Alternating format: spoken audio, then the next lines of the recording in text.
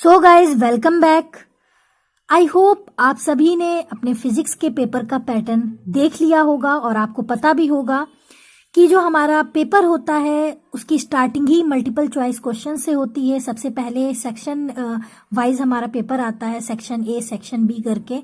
तो section A में सबसे पहले मल्टीपल चॉइस क्वेश्चन दिए रहते हैं। कभी ये 4 मार्क्स के आते हैं यूपी बोर्ड में, तो कभी 6 मार्क्स के आते हैं। तो फिर इस वीडियो लेक्चर में हम बात करते हैं मल्टीपल चॉइस क्वेश्चन की और उनकी डिस्कशन करते हैं। तो चैप्टर है हमारा chapter 1 electric charges and fields. तो यहाँ पे आज हम आप लोगों के लिए कुछ main questions important for board लेकर आए हैं। तो यहाँ पे आज हम उसको सॉल्व करेंगे और उसकी डिस्कशन होगी यहाँ पे। तो चलिए वीडियो को स्टार्ट करते हैं। तो यहाँ पे कुछ मल्टीपल टाइप क्वेश्चंस को मैंने अरेंज करके रखा है। तो ये क्वेश्चन 1 मार्क्स को प्रीफर करते हैं, मतलब एक मल्टीपल चॉइस क्वेश्चन 1 मार्क्स का होगा। तो यहाँ पे कुछ शॉर्ट क्वेश्चंस होते हैं एंड कुछ न्यूमेरिकल टाइप क्वेश्चंस भी होते हैं। यहाँ पे न्यूमेरिकल टाइप क्वेश्चन होते हैं तो उनका सॉल्यूशन हमें फाइंड करना होता है, तभी हम करेक्ट आंसर को जान पाएंगे। बट वहाँ पे आपको पेपर में टिक ही लगाना होगा डायरेक्ट। और जो न्यूमेरिकल क्वेश्चंस हैं उनका सॉल्यूशन आप साइड में रफ वर्क में दिखा सकते हैं, शो कर सकते हैं। एंड यहाँ पे ये कुछ इस टाइप से क्वेश्चंस हैं, तो इसी की डिस्कशन होगी आज इस वीडियो में। From Coulomb's law. तो अगर हम कूलम्स लॉ से देखें तो यहाँ पे हमारा होता है F proportional to Q1 Q2 upon R square. F हमारा फोर्स है, Q1 Q2 चार्ज है हमारे, R हमारा क्या है, डिस्टेंस का स्क्वायर होता है। तो यहाँ पे F अगर हम ये प्रोपोर्शनल का निशान हटाना, ये प्रोपोर्शनल का साइन अगर हम हटाना चाहें तो यहाँ पे इक्वल करके एक कांस्टेंट ऐड हो जाएगा के Q1 Q2 upon R square.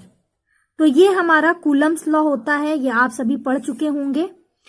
तो उस हिसाब से अगर हम यहाँ पर देखें F इज इक्वल टू के हमारा होता है, के को हम बोल सकते हैं कूलम कांस्टेंट या फिर इलेक्ट्रोस्टैटिक फोर्स कांस्टेंट या फिर कूलम कांस्टेंट। तो इस कूलम कांस्टेंट की वैल्यू क्या होती है ये आपको याद होनी चाहिए। 9 decimal 0 into 10 to the power 9, 9 into 10 to the power 9 and Q1 Q2 upon R square. तो यहाँ पे कूलम कांस्टेंट की वैल्यू हमने डायरेक्ट हमने पुट कर दी है। तो इस तरीके से भी कूलम्स लॉ को लिखा जा सकता है। यहाँ पे हमने कूलम कांस्टेंट की वैल्यू पुट की है और कुछ नहीं किया है। नेक्स्ट यहाँ पे हम इस पॉइंट को याद रख लेंगे, इसीलिए मैं यहाँ पे आपको रिकॉल करा रही हूँ इस चीज को। तो यहाँ पे हमें इस पॉइंट को, इस टर्म को याद करना पड़ेगा न्यूमेरिकल क्वेश्चन को सॉल्व करने के लिए भी और हमारे मल्टीपल टाइप क्वेश्चंस को जो है पिक करने के लिए। तो यहाँ पे उसकी वैल्यू है कूलम कांस्टेंट के की 9 इंटू 10 टू द पावर 9 और इसकी यूनिट भी हमें साथ में याद करनी पड़ेगी क्योंकि यूनिट अक्सर पूछी जाती है मल्टीपल चॉइस क्वेश्चंस में। तो यहाँ पे इसकी यूनिट होती है newton, N for newton, M small M metre को डिनोट करता है, न्यूटन मीटर स्क्वायर पर कूलम्ब स्क्वायर, पर कूलम्ब स्क्वायर। तो यहाँ पे कूलम्ब को हम सी भी लिख सकते हैं। मोस्टली मल्टीपल टाइप क्वेश्चंस में इस टाइप से लिख कर आता है न्यूटन मीटर स्क्वायर पर सी स्क्वायर, है ना। तो कूलम्ब स्क्वायर लिखा हो यहाँ पर या फिर सी स्क्वायर लिखा हो, आप कंफ्यूज नहीं होइएगा। तो ये टर्म हमें डेफिनेटली याद होना चाहिए।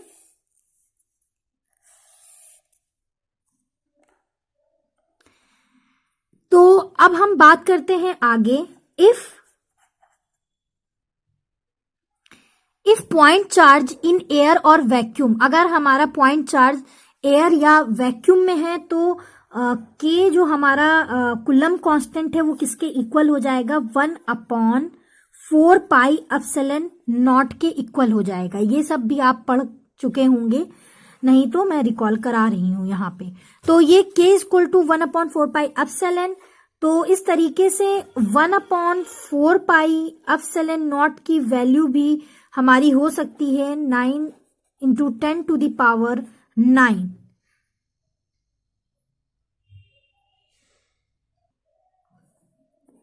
न्यूटन मीटर स्क्वायर पर कूलम्ब स्क्वायर।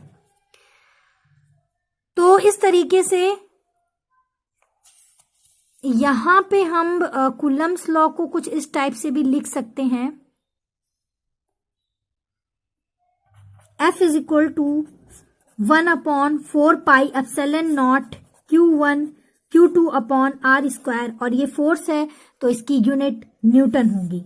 तो ये आप पढ़ चुके हैं कि ये हमारा कूलम्ब्स लॉ है। तो यहाँ पे ये जो टर्म है एप्सिलॉन नॉट, ये क्या होता है? ये टर्म होता है हमारा परमिटिविटी ऑफ फ्री स्पेस और वैक्यूम, या फिर हम इसको परमिटिविटी कांस्टेंट भी कह सकते हैं। तो इसकी वैल्यू भी होती है जो हमें याद रखना चाहिए। ये भी न्यूमेरिकल और मल्टीपल जैसे क्वेश्चंस के लिए इंपॉर्टेंट है। तो यहां पे एप्सिलॉन नॉट की वैल्यू होती है 8 डेसिबल 85 इंटू 10⁻⁻12 कूलम्ब स्क्वायर पर newton metre square, newton metre square. तो ये याद करने वाला टर्म है एप्सिलॉन नॉट की वैल्यू विद यूनिट। ओके, तो यहां पे देखिए इसकी यूनिट जस्ट जो है कांस्टेंट के, जो हमारा कूलम्ब कांस्टेंट है उसके अपोजिट हो जाएगी। कूलम्ब कांस्टेंट की यूनिट होती है न्यूटन पर मीटर स्क्वायर पर कूलम्ब स्क्वायर, बट इसमें इसका उल्टा हो जाएगा। इसमें एप्सिलॉन नॉट में हो जाएगा कूलम्ब स्क्वायर पर newton metre square.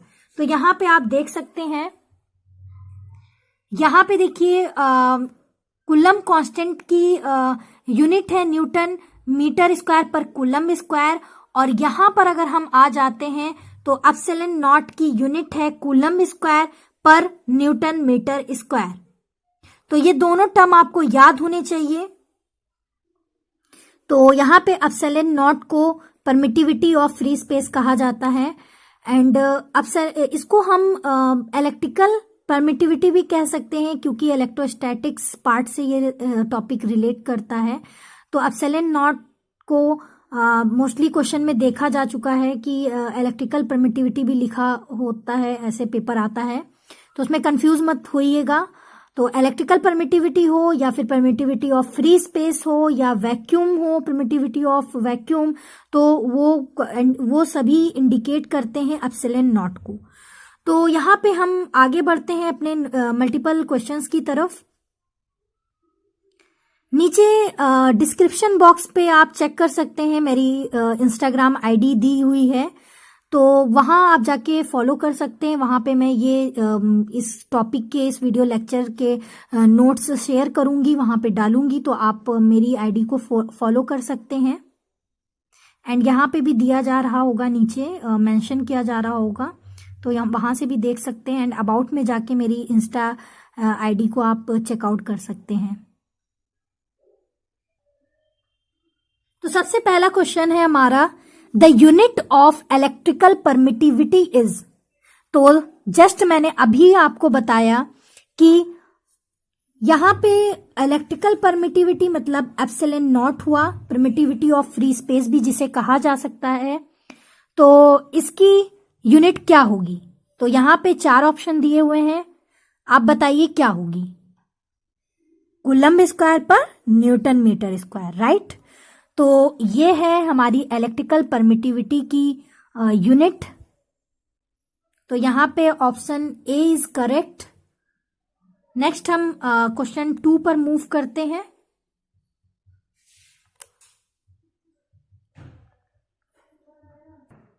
So question number 2 है हमारा, the unit of electric field is.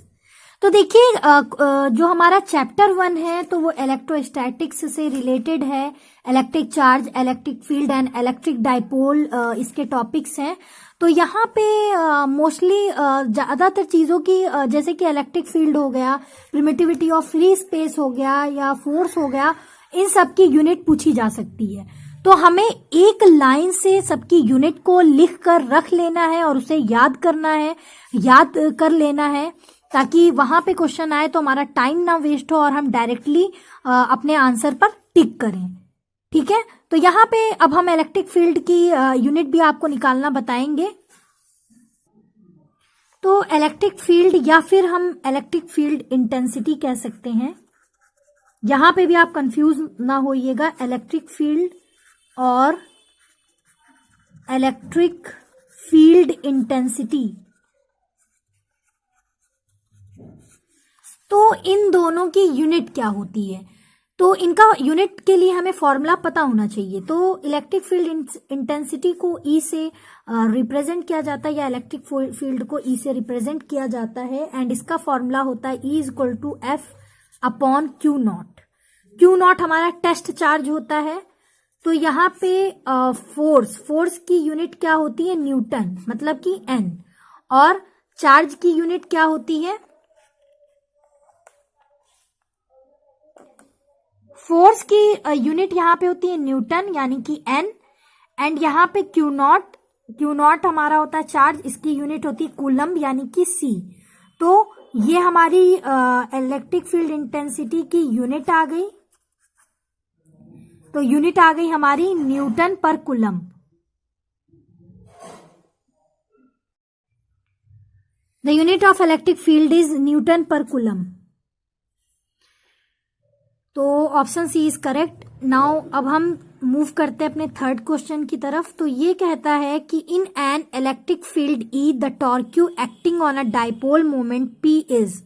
तो यहां पे कौन सा ऑप्शन सही होगा,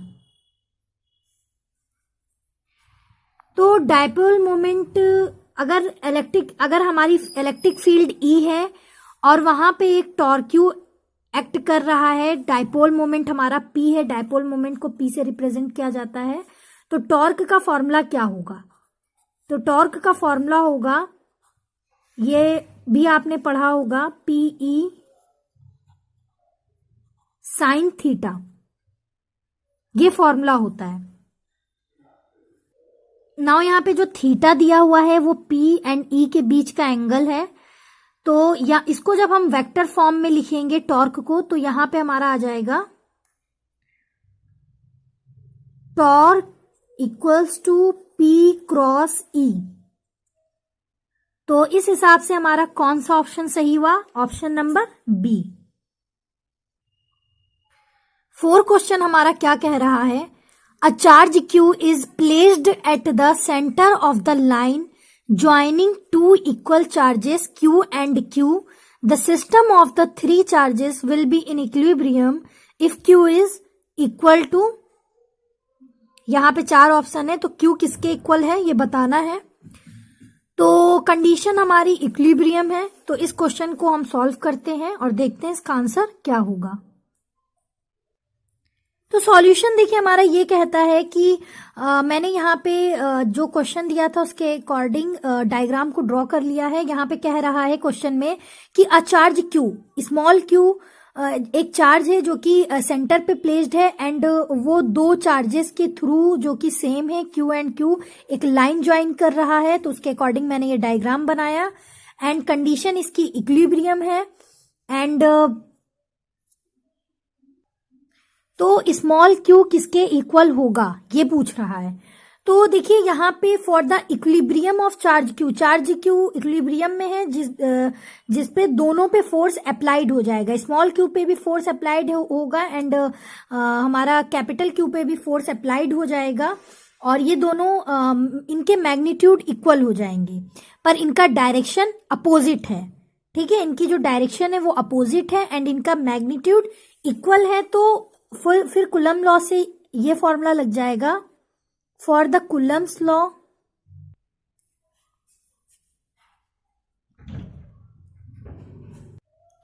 तो देखिए कूलम्स लॉ से ये कंडीशन हो जाएगी। पहले हम क्या करेंगे, अच्छा ये इस क्यू से स्मॉल क्यू तक की जो डिस्टेंस है वो x है, यहाँ पे मैंने शो कर दिया है। एंड यहाँ पे देखिए पहले हम इसको दोनों चार्जेस पे फोर्स अप्लाई होगा, ठीक है। तो पहले हम यहाँ से यहाँ तक के लिए जो है यहाँ पे फोर्स इस पे अप्लाइड करके यहाँ पे फॉर्मूला लिखेंगे। एंड बाद में हम यहाँ से यहाँ तक, यानी कि ये पूरे पे जो फोर्स अप्लाइड हो रही है उसके लिए यहाँ पे फॉर्मूला लिखेंगे, क्योंकि दोनों ही चार्जेस पे फोर्स अप्लाइड हो रही है। तो ये कंडीशन है, इस तरीके से हम यहाँ पे नोट करेंगे। नाउ यहाँ पे अगर हम देखें तो ये कूलम्स लॉ से F इज इक्वल टू होता है 1/4 pi epsilon naught. Q1 Q2 होता है, यानी कि दो चार्जेस हमारे होते हैं, तो Q1 की जगह हम यहाँ पे ले लेंगे स्मॉल q एंड Q2 की जगह हम ले लेंगे कैपिटल Q। एंड हमारा r स्क्वायर होता है, मतलब कि डिस्टेंस का स्क्वायर होता है। तो पहले हम ये कंडीशन कर रहे हैं, मतलब यहां से यहां तक की कंडीशन कर रहे हैं, कंडीशन के लिए हम सॉल्व कर रहे हैं क्वेश्चन। तो यहां से डिस्टेंस हमारी x है, तो यहाँ पे x का स्क्वायर हो जाएगा। नाउ इक्वल टू, अब हम इसके लिए देखेंगे तो अब ये पूरा जो हम डायग्राम है इसका यूज करेंगे। नाउ यहां पर हमारा आ जाएगा 1/4 pi epsilon naught. Q1 Q2 होता है, तो यहाँ पे दोनों ही सेम चार्ज हैं, कैपिटल Q।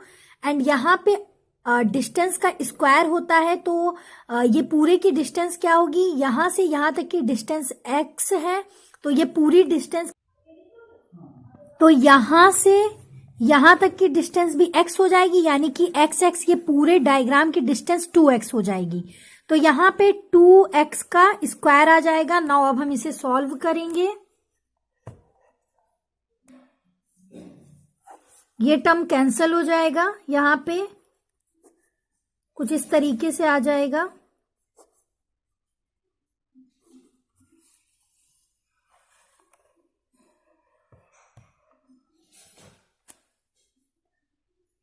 तो यहाँ पे हमें स्मॉल q की वैल्यू निकालनी है, तो यहाँ पे स्मॉल q एंड यहाँ पे हो जाएगा 4x स्क्वायर, और इस टर्म को हम यहाँ पे ट्रांसफर करेंगे, तो ये हमारा आ जाएगा x square upon q। And यहाँ से x स्क्वायर कट हो जाएगा, एंड यहाँ से q कट हो जाएगा। तो यहाँ पर आ जाएगा हमारा q/4। एंड यहाँ पे हमारा माइनस चार्ज था, तो यहाँ पे हमारी q की वैल्यू आ गई -q, स्मॉल q की वैल्यू आ गई -q/4। एंड ये इसका आंसर होगा। स्मॉल q की वैल्यू आई है हमारी -q/4। नाउ यहाँ पे हमारा ऑप्शन नंबर बी करेक्ट है, -q/4 स्मॉल q की वैल्यू होगी। नेक्स्ट हमारा क्वेश्चन नंबर 5 है, the unit of intensity of electric field. तो मैंने क्या कहा था, electric field and electric field intensity बात एक ही है, तो इसकी भी जो है, इसके लिए भी ऑप्शन कौन सा करेक्ट होगा, ऑप्शन नंबर सी, न्यूटन पर कूलम। क्वेश्चन नंबर 6 हमारा क्या कहता है, the force acting on a point charge due to an electric dipole depends upon. तो यहाँ पे 4 ऑप्शन दिए हुए हैं। एंड इस वीडियो को देखने पर आपको अगर जरा सा भी लग रहा है कि आपकी बोर्ड की प्रिपरेशन हो रही है, आपकी बोर्ड की प्रिपरेशन में ये यूजफुल वीडियो है, तो प्लीज मेरे चैनल को सब्सक्राइब करिए प्लीज, क्योंकि मैं बहुत टाइम निकाल के आप लोगों के लिए वीडियो बनाती हूँ। एंड कमेंट करिए, क्योंकि आप कमेंट करेंगे तभी हमें पता चलेगा कि आपको ये कंटेंट, आपको ये वीडियो समझ में आ रही है या फिर मुझे और सुधार करने की ज़रूरत है। आपका कमेंट्स हमारी एनर्जी है, मुझे बहुत मोटिवेशन मिलता है आप लोगों के कमेंट्स से। तो प्लीज़ कमेंट्स करिए और वीडियो को लाइक करिए एंड मेरे चैनल को सब्सक्राइब करिए। Please subscribe my channel. And यहाँ पे देखिए, इस क्वेश्चन को अगर हम देखें तो यहाँ पे सबसे पहले हम देखते हैं कि option number D and option number C तो बिल्कुल भी नहीं हो सकता। क्यों नहीं हो सकता? क्योंकि हम जितने भी फॉर्मूले पढ़ रहे हैं कूलम्स लॉ से रिलेटेड, उसमें आर स्क्वायर है। कहीं पे भी हमने आर क्यूब वगैरह नहीं पढ़ा। ये वेक्टर वगैरह में आगे हो तो वो कहा नहीं जा सकता, बट यहाँ पे हम देखते हैं। तो यहाँ पे हो जाएगा हमारा करेक्ट ऑप्शन नंबर बी, क्योंकि हमारा जो फोर्स है वो एक्ट कर रहा है पॉइंट चार्ज पे। ठीक है, पॉइंट चार्ज पे हमारा फोर्स एक्ट कर रहा है। ठीक है, और जो कि हमारा फोर्स किसके इनवर्सली प्रोपोर्शनल होता है? 1/r² के, डिस्टेंस के, इनवर्सली डिस्टेंस के प्रोपोर्शनल होता है। तो इस हिसाब से हमारा ऑप्शन नंबर बी करेक्ट है।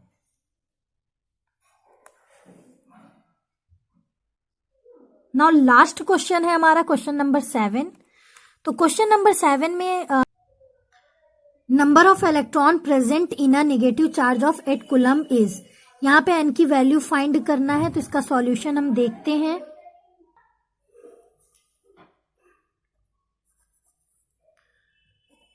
तो हमारा Q क्या दिया हुआ है? 8 कूलम। एक इलेक्ट्रॉन यानी कि E से रिप्रेजेंट किया जाता है। 1 इलेक्ट्रॉन की वैल्यू क्या होती है? 1 डेसिबल 6 × 10⁻⁻19 कूलम। तो यहाँ पे हम सभी जानते हैं Q का फॉर्मूला होता है Q = NE। n फाइंड करना है, तो यहाँ पे हो जाएगा n = Q/E। तो यहाँ पे Q की वैल्यू हम पुट करेंगे 8, इलेक्ट्रॉन की वैल्यू 1 डेसिबल 6 × 10⁻⁻19।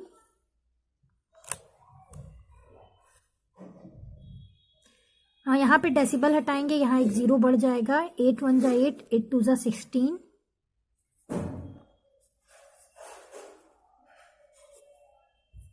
इस 10 को हम ऊपर ट्रांसफर करेंगे, तो इसकी जो पावर -19 और +19 में आ जाएगी। तो 5 जा 10। नाउ फाइनल वैल्यू n की आएगी 5 × 10⁻⁻19।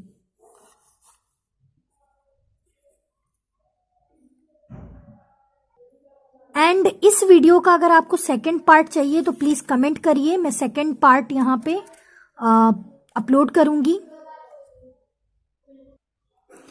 ना यहाँ पे पहले से टिक लगा है एंड मैंने इसका सॉल्यूशन आपको दे दिया। तो क्वेश्चन नंबर 7 का करेक्ट ऑप्शन है ए, 5 × 10⁻⁻19। अगर आपको हमारी वीडियो पसंद आई है तो please subscribe my channel, like my video and share others. Bye bye.